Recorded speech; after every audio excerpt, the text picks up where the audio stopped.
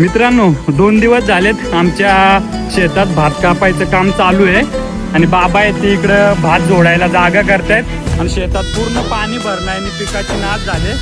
आणि माझी मोठी बहीण आहे, तिनं तिच्या सासरीहून माहेरी आले आई बाबासाठी मदत करायला.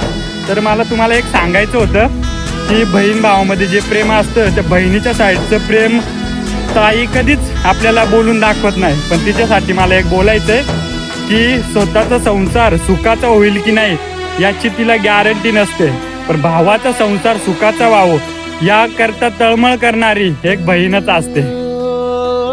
फाटक्या झोळीत येऊन पडते रोजची नवी निराशा, सपन गाठीला धरत वेठीला कशी रे सुटावी आशा.